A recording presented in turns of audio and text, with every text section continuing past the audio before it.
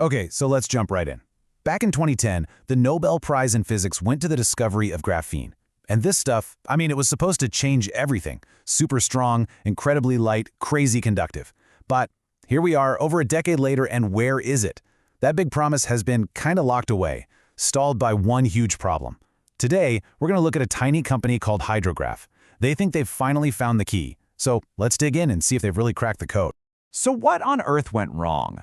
Well, that's the heart of what's known as the graphene paradox. Everyone was promised this miracle material, right? But what they actually got was a market flood worth, frankly, junk. It was inconsistent, low-quality stuff, basically just glorified graphite dust being passed off as graphene. And because of those high costs and terrible quality, big industrial companies just couldn't use it. It was impossible. So, this world-changing material, it's been stuck in neutral for over 10 years. So how do you finally break that paradox? Well, it all comes down to the technology. And that brings us to the very first pillar of our investment thesis today, what we call HydroGraph's technical moat. They believe they've solved the one big equation that has stumped everybody else: how to get perfect purity and massive scale at the same time. And this slide really lays it out perfectly. It's a tale of two graphenes, really. On the left, you've got the old way. This is the stuff that comes from mined graphite. It's impure, it clumps together, which makes it a nightmare to work with. And crucially, it's almost completely dependent on Chinese supply chains. But then, on the right, you see the HydroGraph way. This is synthetic graphene. We're talking 99.8% pure, it disperses beautifully, and it is totally immune to all those geopolitical headaches. Okay, so this is the secret sauce. It's their patented Hyperion engine. And the process is just, well, it's incredible. Picture this. In a controlled detonation, an explosion that lasts for just milliseconds, it takes two super cheap gases, acetylene and oxygen, and boom, it creates pristine, 99.8% pure fractal graphene. Now that word fractal is super important. It's the unique structure that keeps it from clumping up and lets it mix perfectly into other materials. And the best part? No mines, no nasty chemicals, zero liquid waste. It's a completely different way of doing things, and it is locked down with a US patent. And here's where that amazing tech turns into a killer economic advantage. Just look at this chart of energy cost per kilogram. The old way, about 180 megajoules. HydroGraph's Hyperion process, 2.7. Let that sink in. That's not just a small improvement, that is a complete game changer. The takeaway here is absolutely critical for investors. HydroGraph can be wildly profitable at prices where their competitors would literally go bankrupt on every single kilogram they sell. Okay, that brings us to pillar number 2. And this is a big one. The science risk, that's in the rearview mirror now. The question for HydroGraph is no longer if this amazing tech works, it's how fast can we build it out. The company has officially pivoted into its commercial execution phase. And this timeline really tells the whole story. Look, from 2017 all the way through 2025, this was a classic R&D company. They were proving the science, stacking up patents, and, let's be honest, burning through cash. But right now, we are at the inflection point. 2026 is the year this whole thing is supposed to flip, from the lab to the factory, from a science project to a real, high-growth revenue story targeting over $10 million to... So how are they going to pull this off? They've got this really smart brain and muscle strategy down in Texas. The brain is going to be in Austin, handling all the R&D. And the muscle, well, that's a massive 70,000 square foot facility in Houston, with plans to break ground in early 2026. This thing is targeting 350 tons of production a year. And get this, it has direct pipeline access to its raw materials. And the best part? This whole expansion has been de-risked thanks to a recent 20 million Canadian dollar capital raise. All right, pillar number 3. And you could argue this is the most powerful tailwind pushing this company forward right now: geopolitics. See, HydroGraph isn't just selling a new material.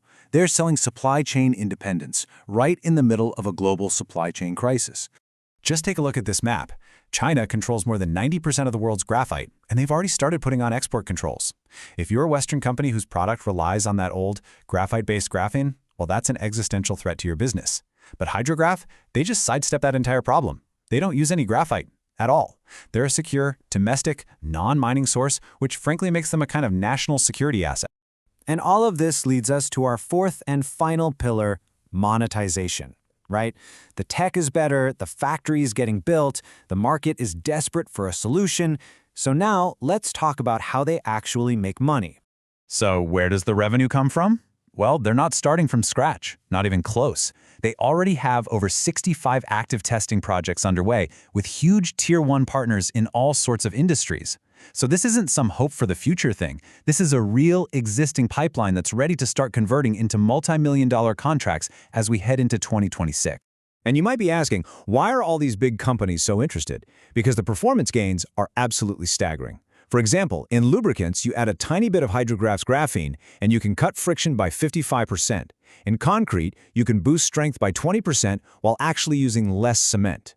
And here's the real kicker for their customers. You only need a tiny pinch, what they call a loading, of just 0.02% to get these incredible results. It's an easy sell.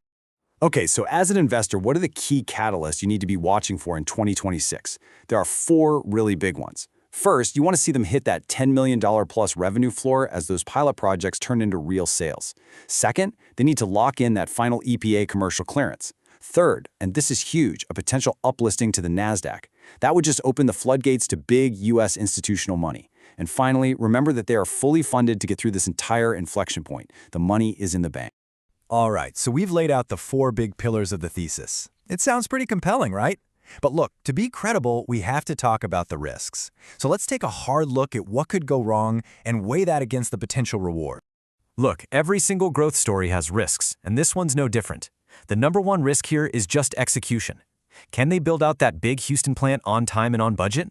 Well, the modular design of their reactors helps, and they'll have some production from Austin in the meantime. What about the EPA?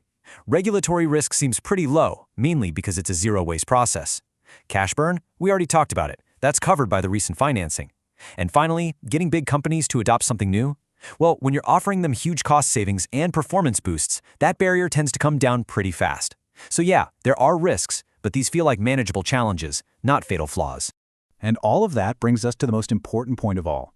The entire investment profile for this company has fundamentally shifted. This is no longer a debate about the science. That part's done.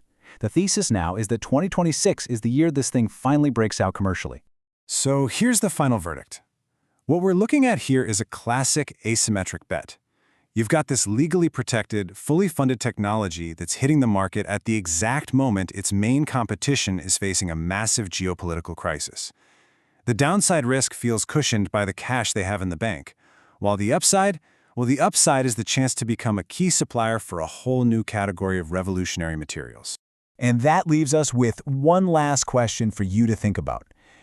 They say that in a gold rush, the smart money isn't on the miners, it's on the people selling the picks and shovels. So with the technology that literally turns cheap gas into one of the most valuable materials on the planet, you have to ask yourself, is HydroGraph the ultimate picks and shovels play for the next industrial revolution?